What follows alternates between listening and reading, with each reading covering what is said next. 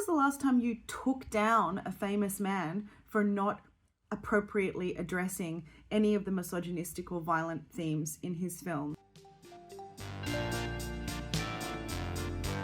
Hello, I'm Summer Tothill and I regularly run Q&As with my supporters on Instagram on matters relating to gender equality. So what you're about to watch is 1 week's worth of these, and if you would like to get involved with them yourself, just come and follow me on Instagram at Summer Tothill. While you're here, please stick around and subscribe to my channel and check out the rest of the Ask a Feminist playlist. What are your thoughts on Blake Lively and the movie It Ends With Us? My cat's bum is what I think about that. If I have to see one more hit piece on Blake Lively, I think I'm going to scream. We have to get better at recognizing targeted misogynistic media campaigns and social media attacks against women, even when they have, yes, done things that we find a bit spurious. So as for the movie It Ends With Us, I have not read the book and I'm almost certainly not going to, and I don't know if I will even see the movie. However, I do know that it concerns a relationship that contains domestic violence, but which is played as a romantic story, possibly even that has aspects of the romance that are aspirational, right? And so people are coming for Blake Lively for using the promotion of her film, she's the star in the film, to promote her hair care line, to promote it as a fun little rom-com, and to really kind of refuse to reflect on the themes of DV and abusive relationships in the film while she's talking about it on the press tour.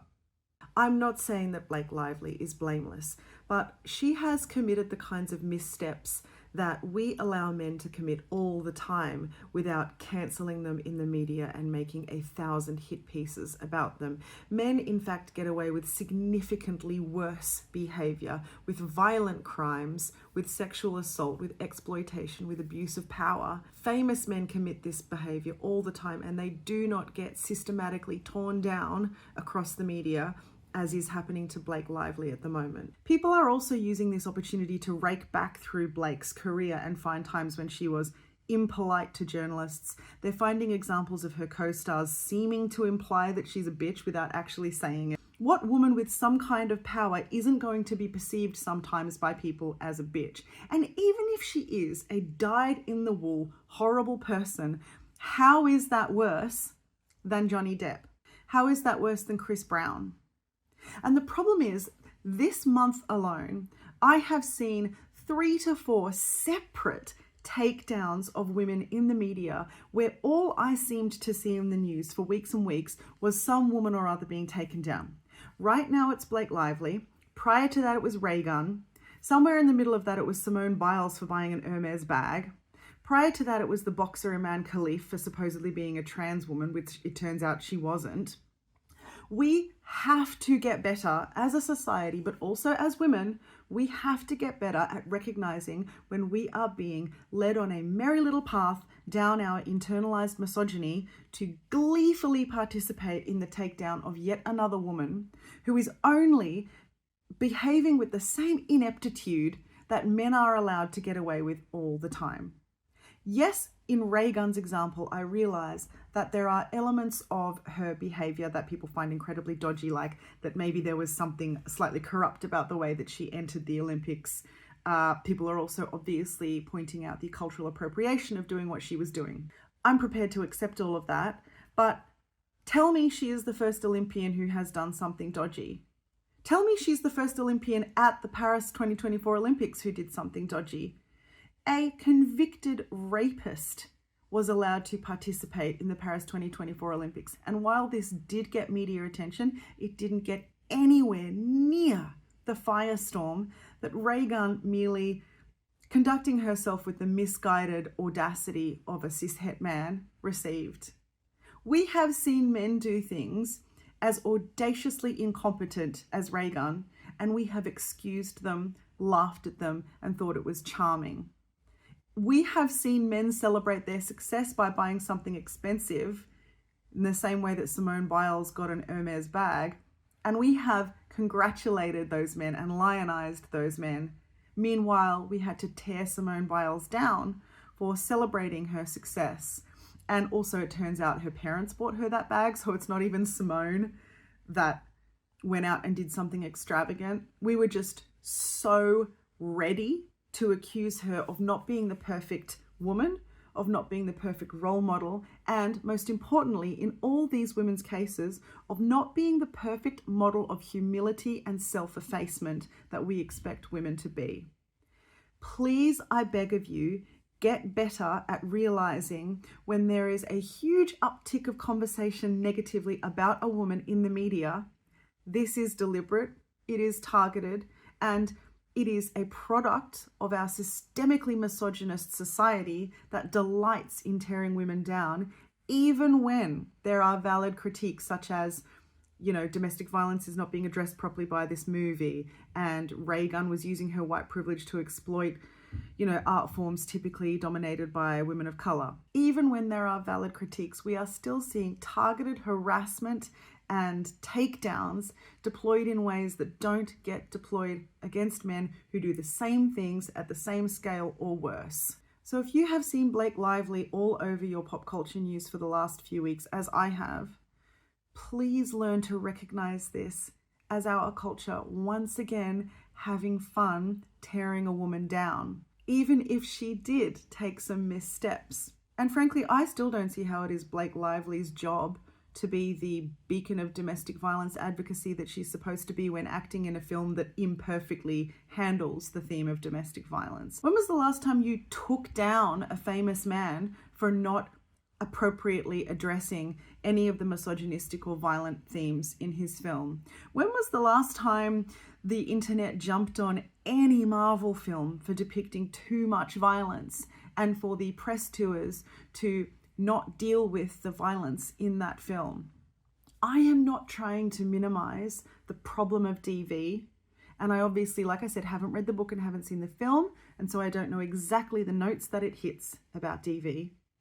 But what I'm trying to say is that if we are going to think of DV as an important issue to be tackled in our society, there are so many ways we can do that. But deciding to tear down a woman at the center of a movie about it isn't the way. Because when we do that, we're just enacting the same kind of misogynistic harassment and bullshit that leads to people thinking that they're entitled to commit DV in the first place.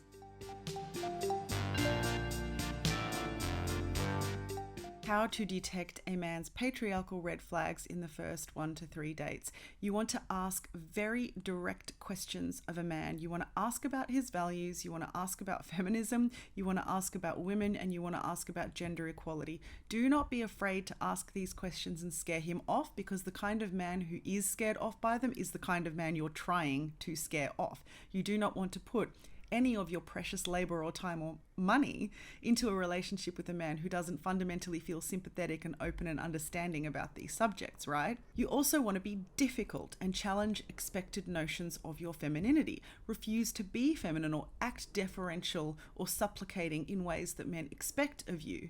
Be yourself, obviously, be natural, but don't be afraid to be a difficult woman to this man, because a man who encounters a woman who refuses to act properly feminine and runs away is, again, the kind of man who you want to run away. You also want to see how he reacts when you talk about modern notions of labor, domestic labor, emotional household labor, and the inequities in those. You want to ask him if he would do parental leave, if he would expect to become a primary caregiver if he is to have children, if he doesn't have any already. If he does, you want to ask him how that played out in his household.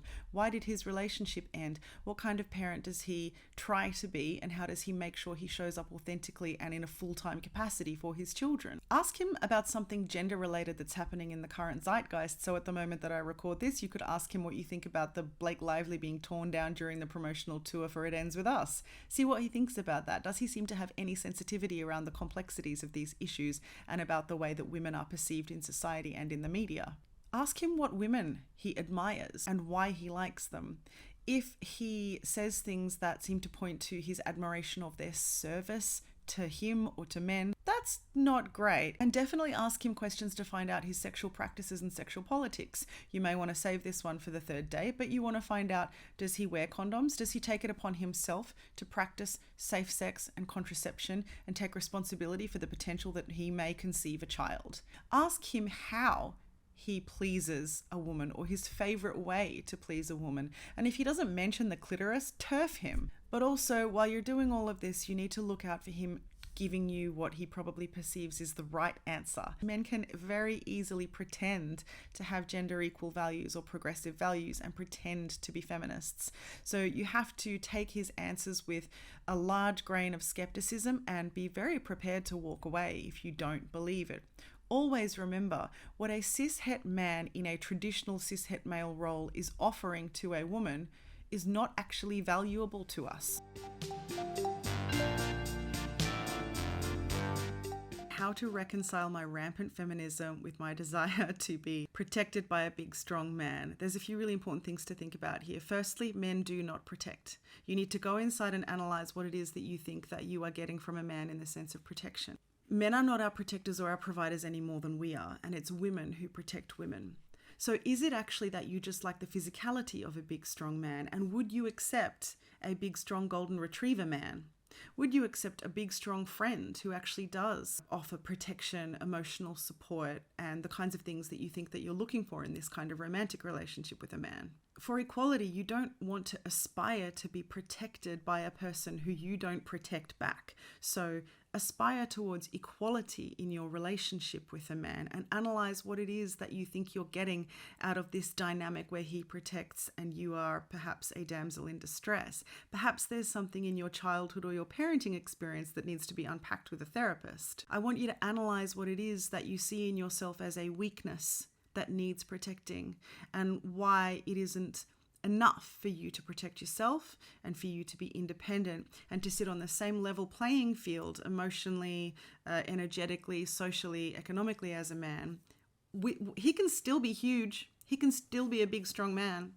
But what is it about him that you need to be some form of protector that he will not be able to provide to you as cishet men cannot?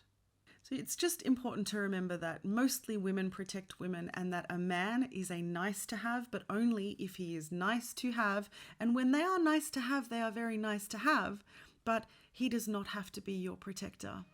That's you.